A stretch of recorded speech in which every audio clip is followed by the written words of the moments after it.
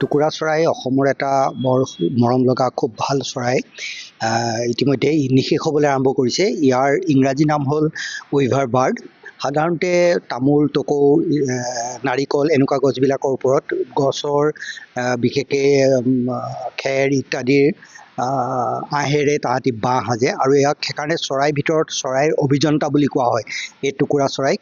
টুকুৰা চৰাই আচলতে যিবিলাক ওখ গছ য'ত তাহাঁতৰ বাঁহ সাজিব পাৰে তেনেকুৱা বাঁহ সাজিব পৰা গছবিলাক প্ৰায়ে শেষ হৈ গৈছে আৰু যিবিলাক ঘাঁহনি আছে এই ঘাঁহনিবিলাক প্ৰায় নাইকিয়া হৈ গৈছে। তাৰোপৰি কীট পতংগ তাহাঁতৰ ঠোঁটটো এনেকুৱা যে টুকুৰা চৰাইৰ ঠোঁটটো এনেকুৱা যে সি গছৰ বীজ মানে ধান বা এনেকুৱা ধৰণৰ বীজ আৰু কীট পতংগ সৰু সৰু কীট পতংগবিলাক খাব পাৰে।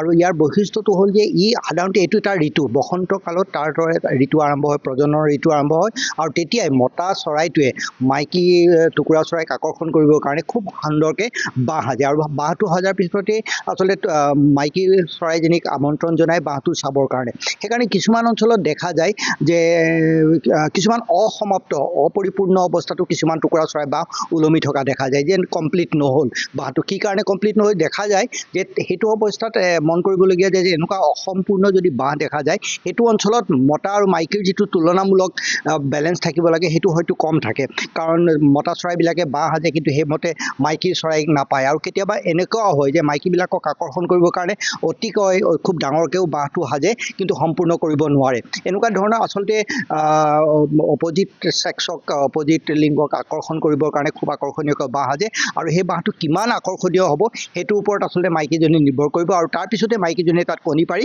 পোৱালি জগাব আৰু পোৱালি ওলোৱাৰ পিছতে টুকুৰা চৰাই এই বাঁহবোৰ এৰি পেলাই পোৱালিক উৰাণ কৰি পেলাই লৈ যায়। এতিয়া আমাৰ অসমত আচলতে এই টুকুৰা চৰাই বাঁহ প্ৰায় নাইকিয়া হৈ গৈছে। তেনেকুৱা তামোলৰ বাগিচা নাইকিয়া, নগৰৰ সম্প্ৰসাৰণ, কীটনাশক দ্ৰব্যৰ ব্যৱহাৰ ইত্যাদিবিলাকৰ কাৰণেই আচলতে টুকুৰা চৰাই প্ৰায় দুষ্প্ৰাপ্য হৈ গৈছে আৰু ইয়াক বিপন্ন প্ৰাণী চৰাইৰ তালিকাত অন্তৰ্ভুক্ত কৰা হৈছে। কিন্তু ই অসমৰ চৰাই যিমানবিলাক অসমৰ চৰাই আছে এই চৰাইবিলাকৰ ভিতৰত চৰাই অভিযন্তা হিচাপে ইয়াক নামাকৰণ কৰা হয়।